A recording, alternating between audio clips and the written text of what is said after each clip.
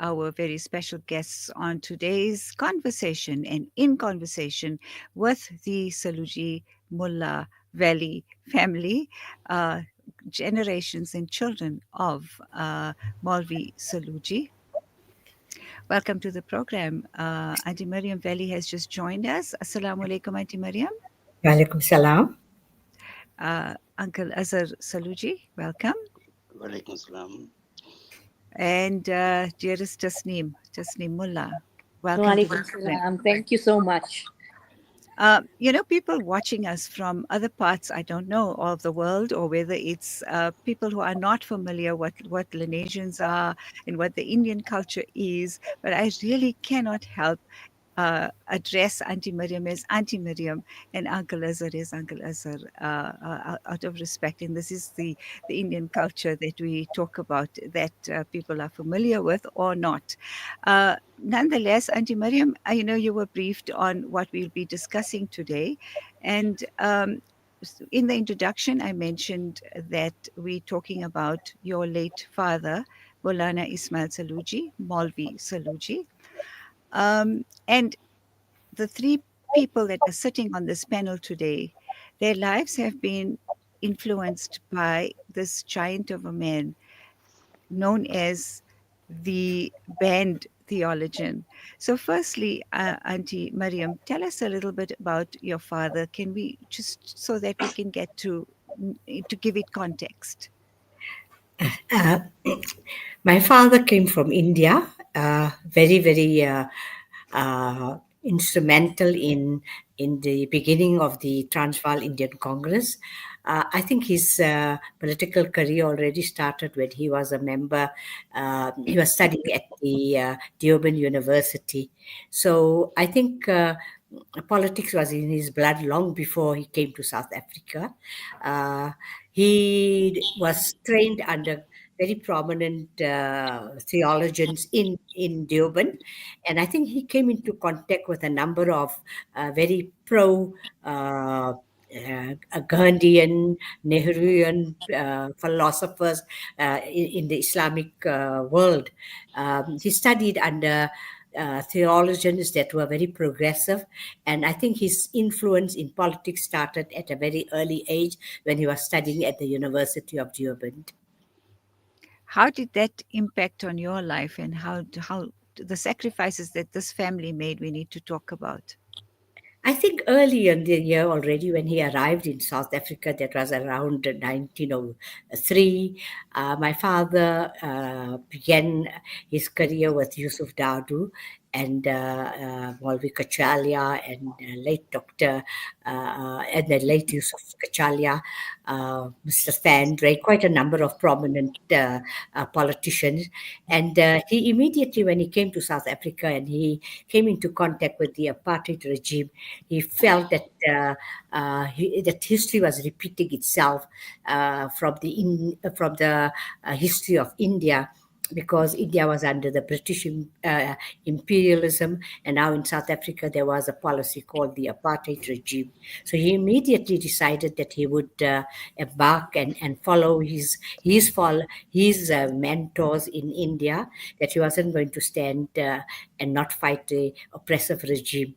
So he joined the Transvaal Indian Congress, and under the leadership of Dr. Dadu, he himself, his brother, and I think his entire family began participating in the struggle. So it's very early in his life, when he arrived in South Africa, he started his political career. Mm-hmm. So do you have anything to add to that?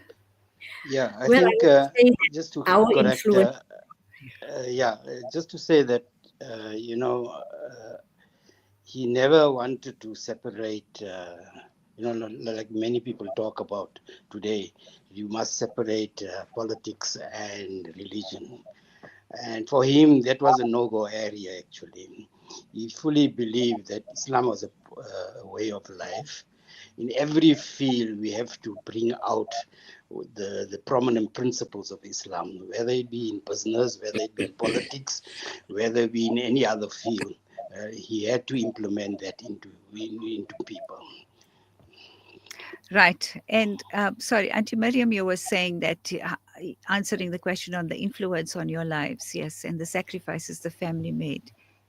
Yes, it had a tremendous influence on our lives because as little children, he would recite to us poetry on the struggle of the British Empire, and he introduced to us many Indian poets like Allama Iqbal and Faiz Ahmad Faiz, and many other poets who were involved in the political struggle, who wrote beautiful poetry. And my father, being a poet himself, would compose poetry on the political struggle of South Africa.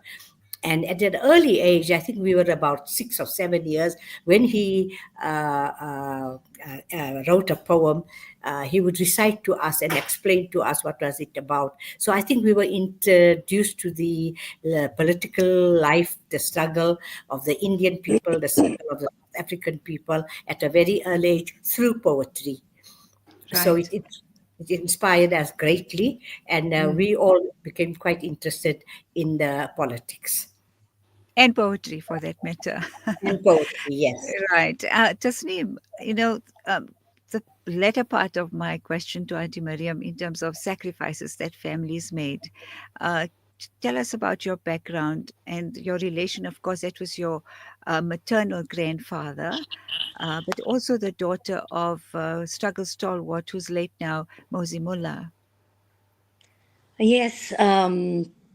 Well, I think everybody knows my father, and he knows the story of his escape and his political life in South Africa and the sacrifices he made in order to fight for freedom. And as a daughter of the great Mozi Mullah and granddaughter of the great Moulana Saloojee, I was born into that family, and unfortunately, my mom and dad could not take care of me. So both me and my brother. So we were actually in the care of my maternal grandparents, Maulvi Ismail Saloojee, Hawa Saloojee, and all my aunts and uncles, including Auntie Mariam, Uncle Azhar. They all took care of us with lots of love and compassion. And we were brought up by them. And that's how I also became a little bit involved in the political struggle, handing out pamphlets, although I was very little. But we all learned from my grandfather, and we continued that legacy. Right. So, you know what Land 70 has done for me specifically in terms of the podcast that we are running in the series is that we cannot, it's given us an opportunity to talk about your grandfather, including having met Auntie Mariam and Uncle Azhar on the channel with us, so we could, you know, I don't want, in other words, the stories to be lost in history. And I'm very glad that Ismail has written this little booklet on your grandfather. It really intrigued and it brought back a lot of the, the emotions we felt when we lived during the apartheid era. But it's not about going back and saying this was the struggle and this is what we did and the resilience of the people. That's part of the slogan as such. And I keep repeating that. But we also want to talk about the developments and post-apartheid. But we'll discuss that after this ad break.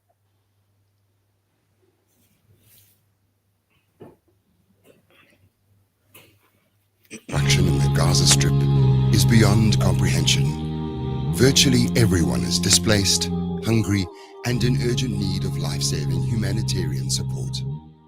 The Al-Imdad Foundation has been working tirelessly to address the health, nutrition, and water needs of the population. Our hospital, water deliveries, and hot meal programs are made possible with your support. Your donation, big or small, is a lifeline for those in dire need. Help Gaza survive. Donate online at alimdad.com or call 0861 786 243 for more information. Africa. For too many communities across Africa and the world, access to clean water remains a dream. At Africa Muslims Agency, we dig deep, reaching into the heart of the earth to fill the cups of those in need. Sponsor a water well for 16,500 Rand, or a borehole in Afghanistan for 55,000 Rand, or Africa for 65,000 Rand, or any amount. With water comes food, health, education, and growth. An ongoing reward with Africa Muslims Agency. Shimmer, sparkle, captivate. Nothing less than a masterpiece. Droplets of gold inspires precious design. Platinum bursts with intricate freshness, and every pure diamond becomes more than just a girl's best friend. Voda Gold Gem Jewelers, where timeless dreams become a reality. Come to us. We tailor-make designer gold, platinum, and diamond jewelry. Trade in or remodel your old gold. Clad yourself with classy name-branded watches. We offer insurance valuation and freezer card calculation. Visit us at 534 Ridge Road, Overport, or call 031 208 9142. Voda Gold Gem Jewelers, manufacturers of fine gold and diamond jewelry. Kids these days are smart, and when you're competing for their attention against their smartphones, you need to make smart choices, like using Sunfoil triple refined pure sunflower oil in every meal you make. It's naturally cholesterol-free and approved by the Heart and Stroke Foundation as part of a balanced eating plan. So whether you're cooking, frying, or baking, you get the great tasting results that'll get their attention faster than the latest app. And if that doesn't work, change the Wi-Fi password. Sunfoil. Now we're cooking. When you give water, you're reaching out to drought-affected areas, bringing them to life. Fresh water to drink, to clean, and to grow. That's the power of water. Donate now to Islamic Relief. Rejuvenating media day by day. South Africa is a water scarce country. We don't get a lot of rain, even though we get some of these flash floods these days. And that's a big problem. You know, if you think about how the biggest cities and things of the world are built, they're built on main water resources. And in South Africa, if you look at Joburg as an example, the Vaal River is not necessarily a natural water resource. So it's a very finite resource that we need to look after. But the biggest problem is the contamination of this water. And specifically because of our wastewater treatment works, so that it doesn't have an ecological negative consequence.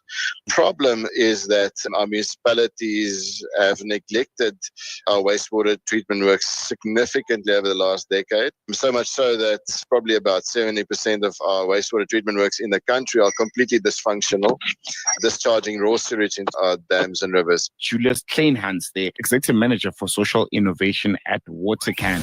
This is Salam Media. Tune into Salam Media via audio stream. People don't realize, I think, just how precarious the situation is. And that is why we took the fairly extreme step of shutting down Daily Maverick yesterday just for one day in order to try and make this point to the public. I find that people are shocked when I tell them, for instance, that in media, 70% of the workforce has been lost over the last decade. Those jobs have just vanished. I mean, it's hard, I think, to think of another industry which has been as decimated over such a short period of time. And the reason for that, we all know, is down to what you're saying about social media, about the tech giants. So in the past, media relied heavily on advertising, and businesses would give us... Breaking stereotypes, moving boundaries, joining hands. Salam Media.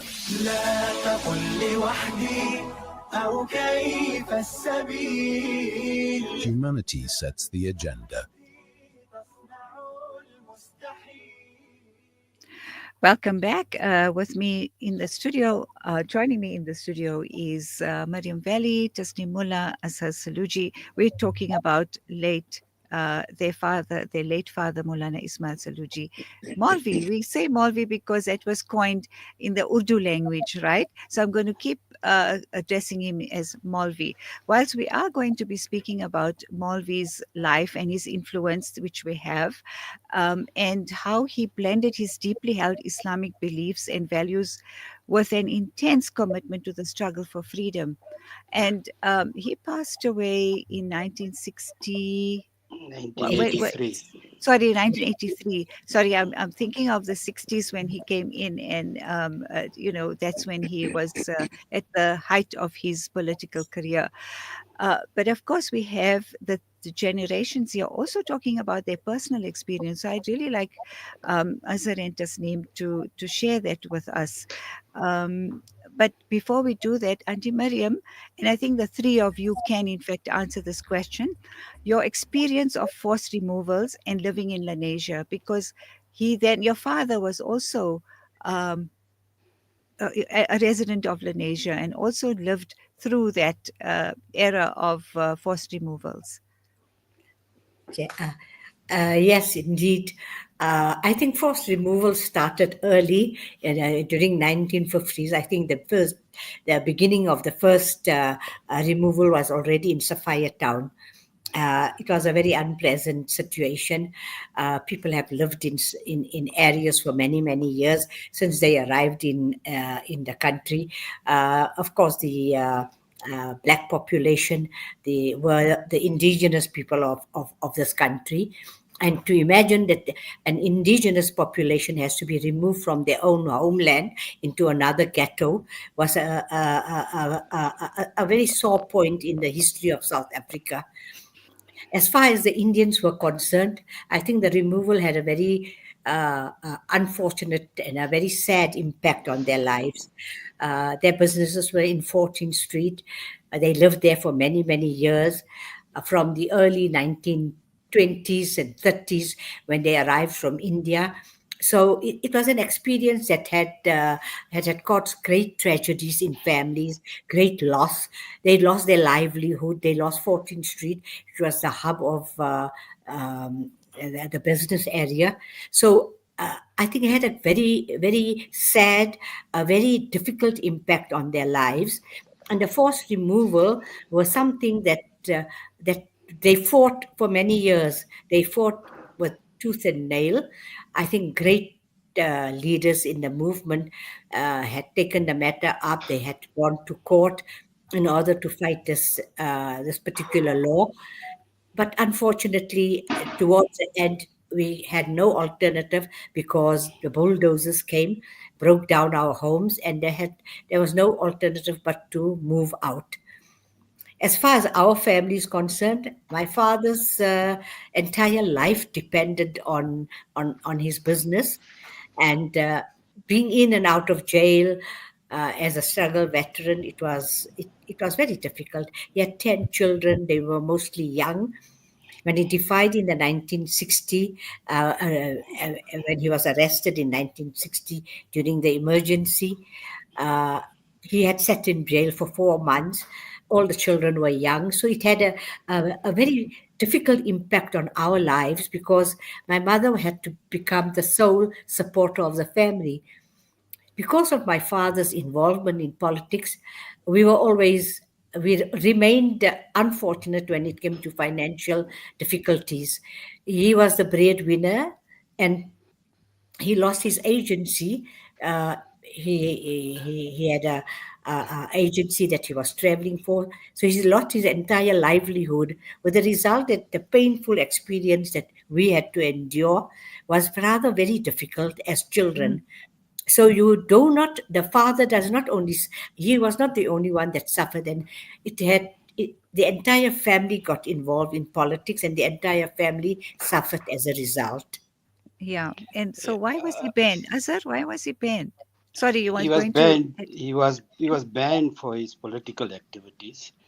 He remember he had emerged from jail in 1960 after a period of 4 months. That was after the Sharpeville massacres, and he's been active since the time he arrived in the country. He participated fully in the 1946 passive resistance. Again, he was jailed for a period of over a month. And then, of course, he was active during the 1952 defiance campaigns. And obviously, he went around the Indian community in particular, conscientizing them about the horrors of apartheid. Yeah, for us also in another way, educationally, we suffered tremendously.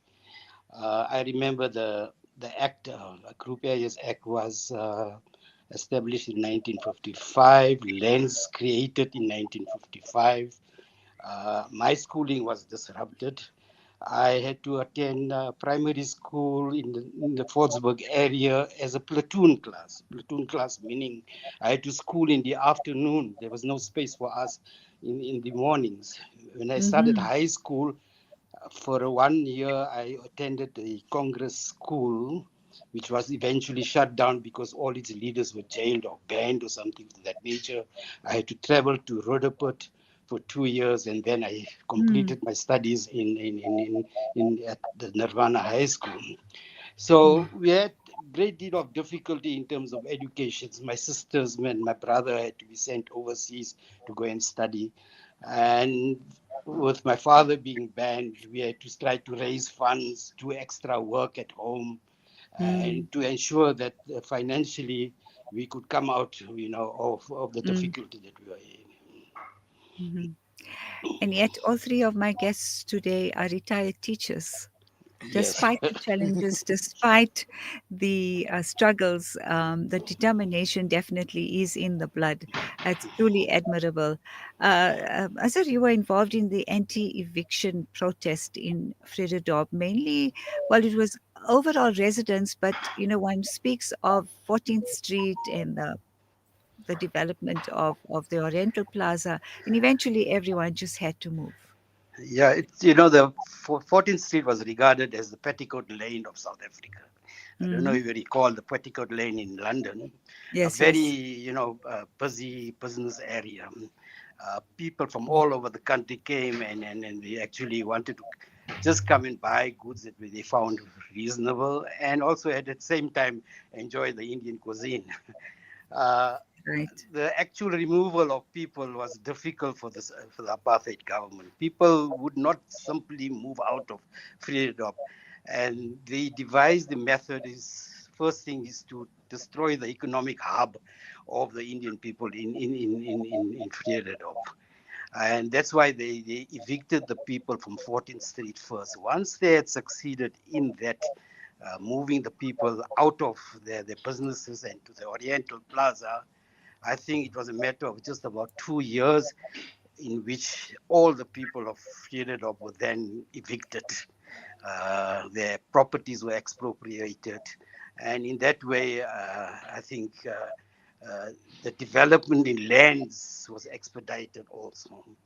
So that is, and that removal is reminiscence. Always when I look at what I see on TV today and in what's happening in the West Bank and in Gaza, our memories go back to Fitas. There is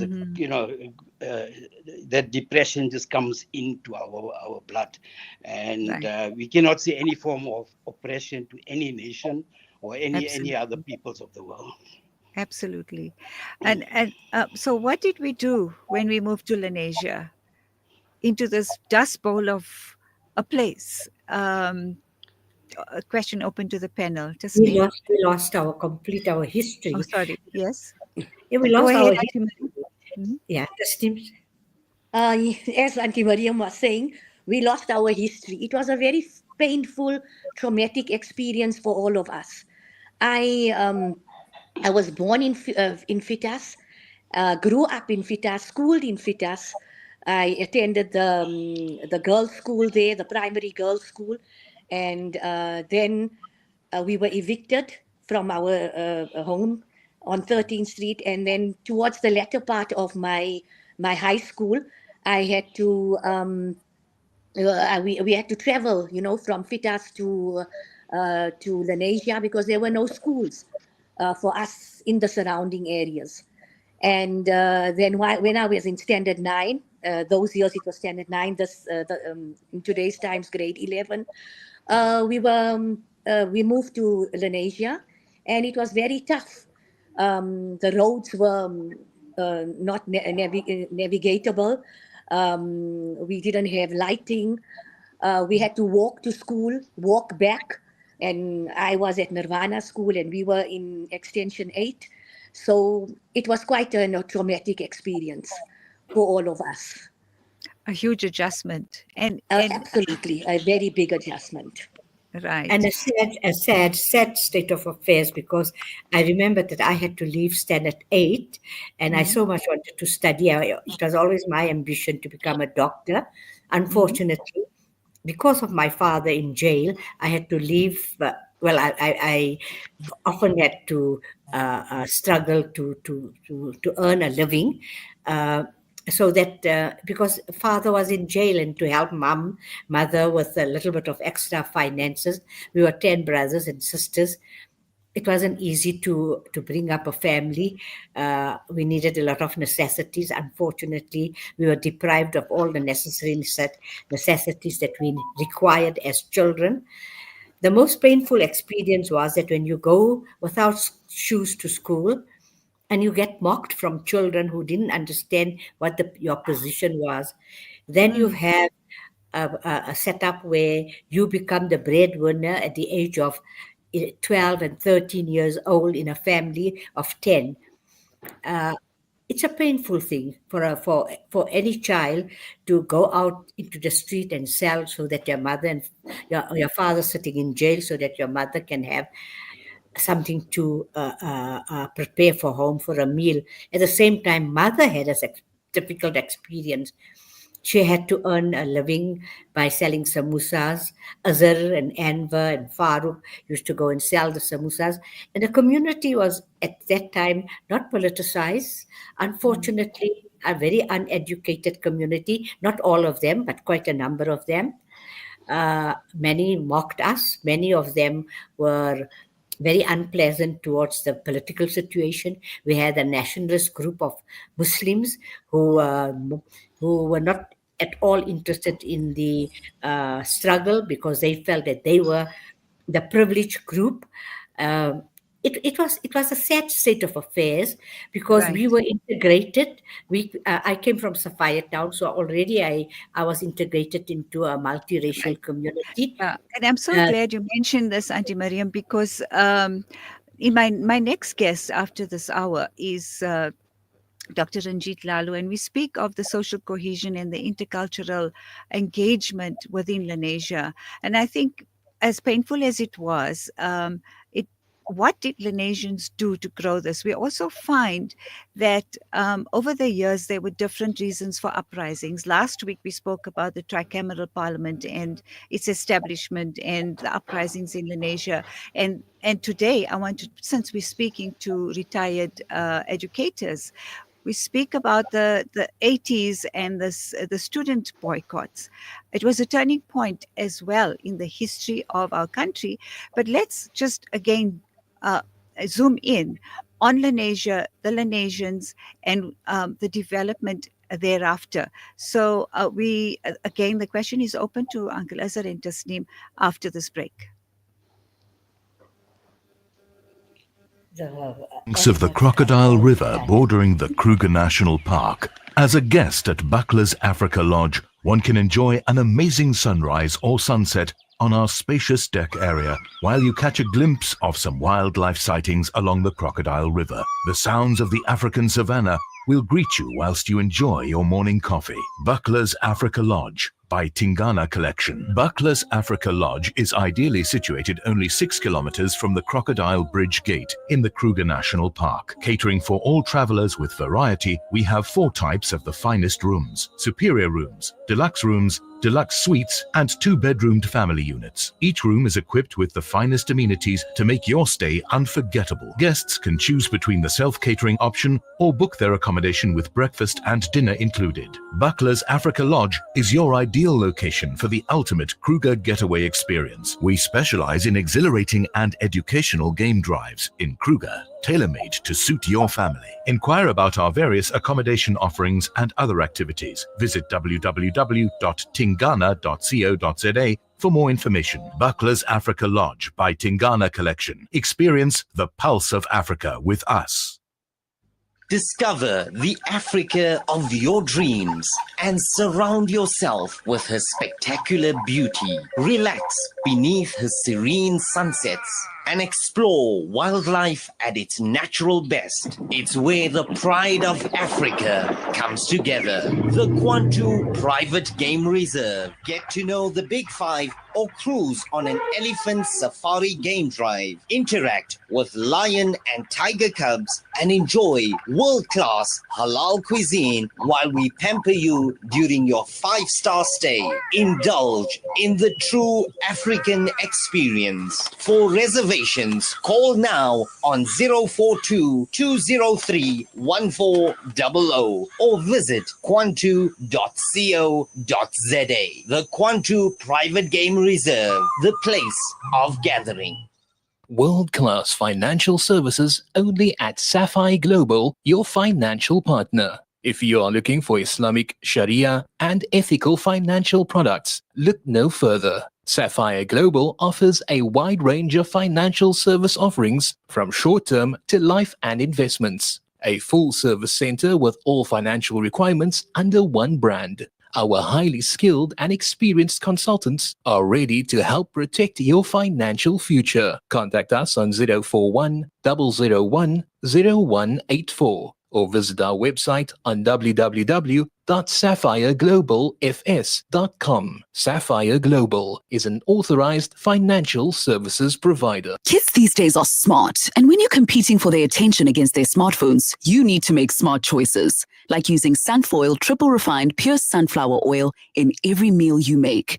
It's naturally cholesterol-free and approved by the Heart and Stroke Foundation as part of a balanced eating plan.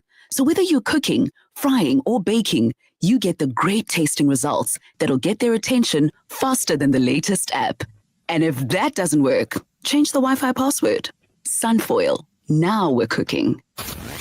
Connect and stay ahead with Salam Media. This is Salam Media, coming to you live from South Africa. I'm Najma Kota in conversation with Tasneem Mullah, Mariam, Vally, and Azhar Saloojee. Before the break, we spoke about the 1980s school boycotts, as it were. Tasneem and Azhar, question open to you. Yes. Yeah, I think the 1980 schools boycott was the very first resistance to apartheid education that was put up by so-called Indian and colored students. Remember, 4 years earlier, the Soweto uprising took place, where they protested against Afrikaans, but that was just a catalyst. Overall, people were objecting to the entire apartheid system that was created. And likewise, I think in 1980, when the boycotts took place, I think it was an outpouring against the apartheid systems. In education, very little expenditure was made on education for colored and Indian students. And I think it was a period of almost 5 months that the students boycotted the classes. It, in its way, activated activism among students. From that group of students in 1980, we saw many other young people coming to the fore, going beyond the education struggle, going into the broader struggle of people in South Africa. And it set in motion a type of activism never ever seen before.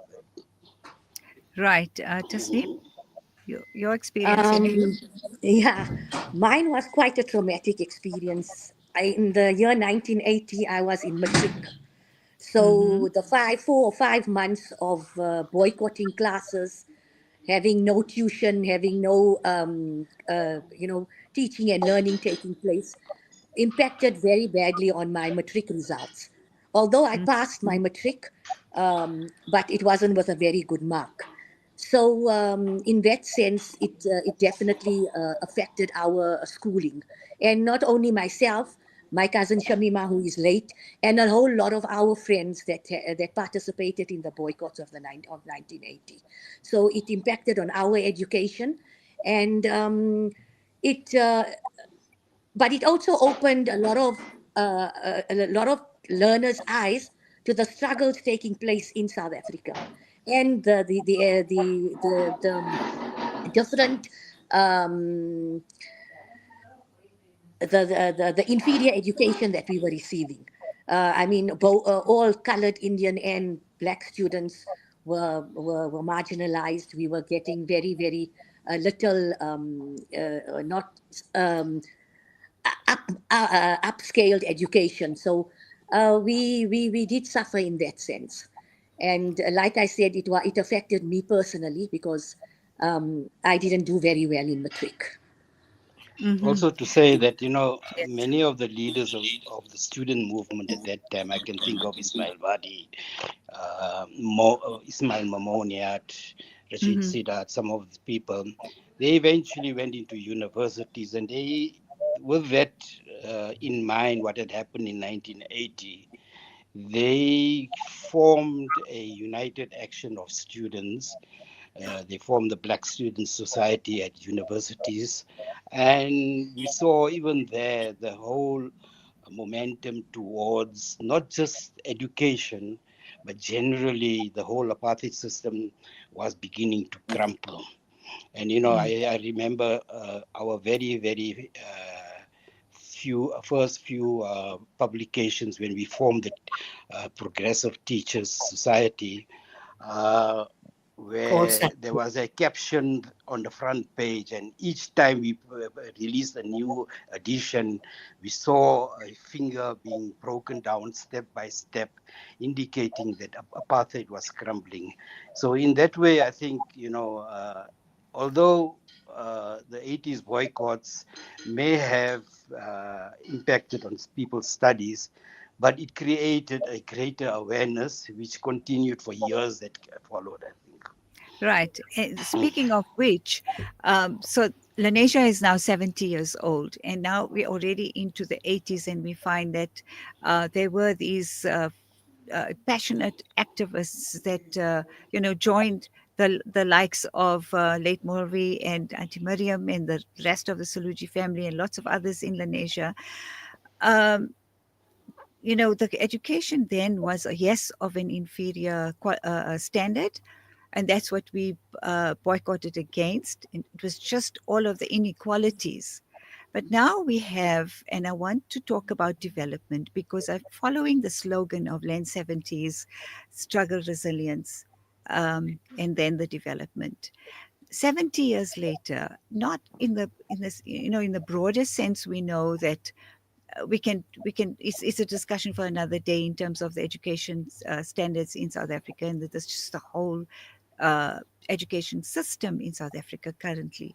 Let's now again put it into context for what happened in Lenasia as teachers, as educators beyond 1990 and post-apartheid.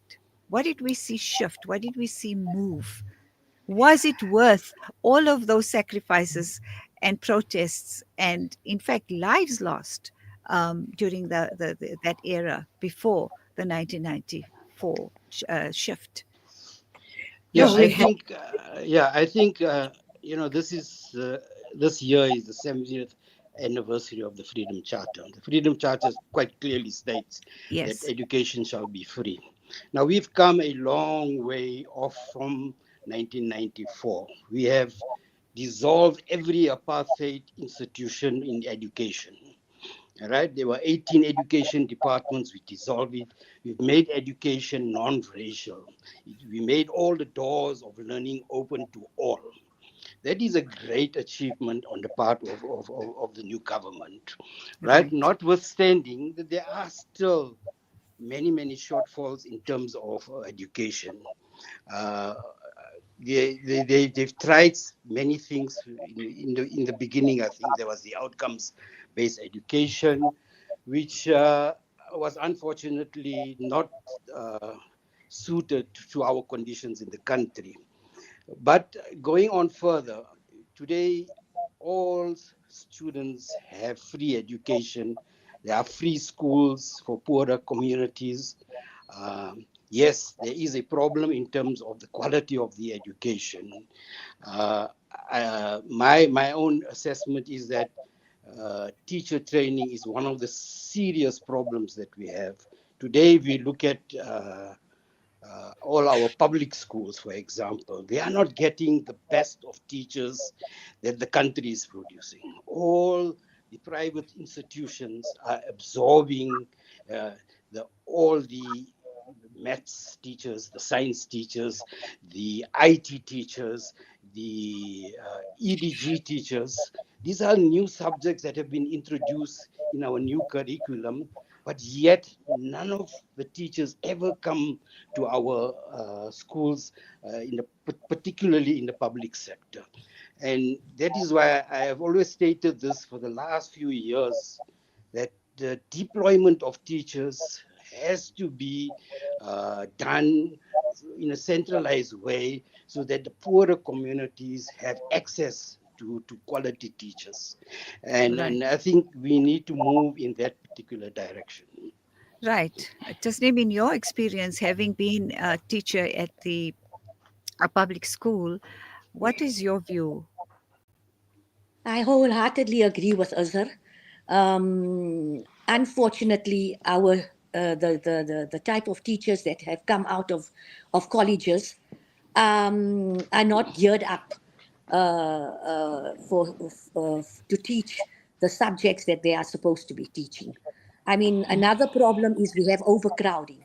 I came from a school, a public school, where we had severe overcrowding. I mean, we at one stage had 80 to 90 learners in a class. Oh, my No word. teacher, yes, no That number teacher is can. staggering. Absolutely, it's staggering, and no teacher can manage the number of learners in the class, which in a class, which impacted on the education system. I mean, you couldn't discipline the children, even though I was at a primary school. You could not discipline the children. The classes were full. We had no space as teachers, no space to walk. It is actually horrific, and those are issues that the department really needs to look into, because at the moment it's still happening in a lot of the schools in Lenasia, where there's overcrowding. Discipline is an issue. Teachers are not teaching because of the number of pupils.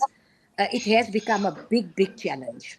Right. Now, if we look at the classifications, Black, Indian, colored, and white, going back to why we moved away from the city center, right out about 35 kilometers out of the city, next to Soweto, which is known as a Black Township, Eldorado Park, a colored township, and we've got Lenasia and Indian Township. Now, we've of course, under the new dispensation, there is no distinction, and there's equality, etc. But why do we find, and bringing it back to Lenasia again, the influx of learners, not that anyone is now deprived of going to any school that they choose to, but do we find that is now a logistical problem as well for Lenasians, and particularly learners in the schools in Lenasia? Yes, definitely. There's a big problem. Unfortunately, I think there's no teaching going on in areas like Soweto. Somehow or the other, there's a great injustice happening to the population of Soweto. Parents are looking for better education for their children. No teaching taking place in an area where children are not learning, where teachers come to school not ready to teach. Are they playing around? Or we've heard about teachers coming to school drunk. These are not acceptable conditions. Unfortunately, I think the government has neglected this area. The government is not paying the teachers enough salary, proper salary. That's one of the conditions. So people look for greener pastures. Many teachers are emigrating to uh, other parts of the world. For example, a Right. lot of them are going to Dubai, Right. So Riyadh. yes. They are all going there because they're looking for greener pastures. The Right. conditions under which they teach are unbearable. You know, Right. So sorry to there's interrupt an you. unruly, Yeah. I'm sorry to say, just 1 second, No, no, go unruly, ahead. unruly behavior, both from teachers and from children. They are afraid to teach. So many of the teachers are afraid to teach because there's a lot of violence going on. There's stabbing going on at schools. Now, these are conditions that I never experienced as a teacher during my time. We had a group of disciplined children coming to school. Parents knew that their children were sent to school because they had to learn. Uh, some small, minor little problems that occur at school is created into a big issue, and teachers are afraid to even teach in a classroom or to even reprimand a child because they are afraid that they are going to get into trouble. Parents come in and they stab the teachers. These are all unnecessary situations creating a very difficult problem for teachers. Likewise, children are not getting the proper education as well because the teachers are not trained properly or they are getting inferior education. Uh, Mostly you find that the teachers who are highly qualified goes into other areas, other fields of education. They don't want to go into the field of teaching. Right. One of the reasons is that there is no secured position for them, Right. and also conditions are not viable. Mm. So bringing it back to Lenasia, and both yourself, Azhar, and Tasneem have mentioned that the schools are now overcrowded, and unfortunately, as you've said, Auntie Mariam, that it's the schooling in Soweto is not conducive to proper education. So is there something Lenasians are doing to actually draw these learners into Lenasia? Let's talk about again the value of what we're doing in Lenasia as residents of Lenasia, and what can we celebrate in the context of our discussion today. Your father, yourself, Auntie Miriam, being the one of the elders of his daughters, of his children, and Azhar, of course, being in the heart of the education boycotts and post the apartheid. I would say that uh, we have made a lot of advancement. Uh, we have introduced a lot of private schools, unfortunately, I would say unfortunately, where most of the schools have drawn the highly qualified teachers. The private schools are flourishing. The children are doing very well. If you look at schools like Lenasia, what the Muslim schools, many of the other schools, they've attracted a lot of children, and the children are doing a great amount of. They have done quite a lot of good work. The teachers have done a good work, and the children are doing very well. We find that there's a great amount of teaching taking place. Unfortunately, I can't say the same of the public school because I think that here we are lacking the quality of teachers because the private schools are recruiting all the very qualified teachers. I assume there's a reason for it, but I'm sure that Azhar will be able to enlighten you. I've left teaching 29 years ago, and he'll be able to tell you what are the other reasons for it. Right. And very Yeah, quickly, Azhar and Tasneem, I'm going to give you a few minutes to just quickly answer that. Yes, please. Azhar, go yeah. ahead. I think. Look, our schools in Lenasia, the public schools in Lenasia, they haven't done that badly in the last few years. There is definitely an improvement in the overall matric results. Mm-hmm. But even I think there are certain areas that they need to focus on. Particularly, I would say we need to encourage our students, instead of going for maths and literacy, they need to go for pure mathematics. We need to introduce to our schools IT technology subjects, engineering design subjects also that are available. There are new subjects. The world of tourism is increasing.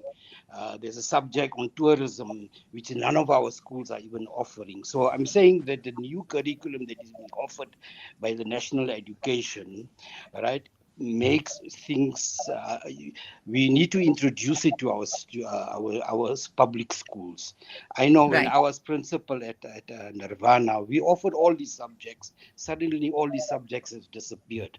Majority of our students are doing maths literacy instead of pure maths. Right. And I think we need to move away, and slowly, I think we need to build on it, Right. and I think we can get them. Right. Tasneem, very quickly. Sorry, Najma, I lost you for a bit there. Can No you just problem. repeat the question?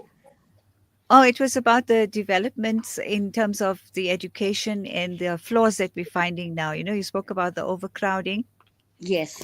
And the fact that Lenasia, despite the fact that we have our neighbors, Soweto, Eldorado Park, um, not getting the quality education that they need and have actually gravitated towards Lenasia and in the Lenasia schools. So what have we done to attract that, just very quickly? Look, Because I think any parent, for that matter, they want the best of education for their children. And because, like Auntie Mariam mentioned earlier, teaching and learning is not taking place in a lot of the areas. I think that's what's attracting them to our schools. Because even though some of the schools may be overcrowded, there is learning and teaching taking place. And I think Right. that they see that. Parents Right. look at that. And that is the reason why they attracted to our schools. Right. And So we perhaps that's also one of the reasons that our schools are overcrowded. right. So, yeah. So I think, having said that, I'm not patronizing Lenasia and Lenasians as such, but I think we can see from that from a previously disadvantaged area, it's no longer looked at that way. However, it has become an advantaged area for the population that's bordering Lenasia as well as the Lenasians. So I think we've done very well as a community over the years. Absolutely. Absolutely. Right. Okay. So in closing, because we spoke about, of course, Maulvi Saloojee and his activism and his influence on your family and the rest of us, you spoke about his poetry, Auntie Mariam, and I want to share the poem you wrote after he passed away in closing. And I quote Auntie Mariam: "In the distance, oppressed fingers of African drums beat. The thunder rocked the cradle of apartheid. Brothers toyed on their feet. Men, women, and children struggled. They had a right to be free. Many summers of freedom, a pride they fought they'd never see. The courageous searched their soul, toiled and fought the law. Along the journey we buried the brave, a child called Hector. Imprisonment, torture, and exile, a sacrifice some feared. Many persevered, gave their life as the boat for freedom steered. Courage sleeps within the tombs of great souls. Sacrifice, a memory engraved deep in the bones. Yesterday's pain will narrate a heroic story in the pages of our history. Today we salute comrades of our dignity in a new democracy. Men of reason, sanity, reconciled with the oppressor and enemy. A proud people avoided a bloodbath, a frightened anarchy. Mandela's, Dadu's, Tambo's designed and recorded our destiny. Let's move forward, cultivate the mind, and acquire prosperity. If we till the vision of wisdom across the beautiful sand, fragrance buds are sure to bloom over our fertile land. As the dark sun sets over the ocean across the mountain of the old horizon, burn a candle, light a lamp, and rejoice our freedom. Brilliantly written, brilliantly written. And of course, your father was also, and your parents, in fact, were given an award of legendary Lenasians. as in his political leadership. I'm looking at the book as I quote all of that. So thank you so much for this. It's been a pleasure talking to the three of you and remembering your dear father. May Allah grant him Jannatul Firdaus. Thanks, for having Najma, us. just Yes. a last word. I Sure. have a few books available. If any of your listeners want copies of the books, they may contact me through you, and I'll make it available to them. Sure. And Jazakallah the for book is hosting us. titled, Thank you. of course, that book is titled Maulvi Ismail Musa Saloojee, The Banned Theologian. It is through their sacrifices, their influence, their intelligence, their wisdom, and of course him being an outstanding Muslim theologian. I think we've all benefited from his knowledge and wisdom. So here we are, 70 years later. Thank you. Celebrate his life. Thank you. Thank you so much, Najma, for having us. It's a Thanks. Assalamu Thanks. alaikum. Walaikum salam wa rahmatullah. Salam. When we come back after the break, we speak to Dr. Ranjit Lalu.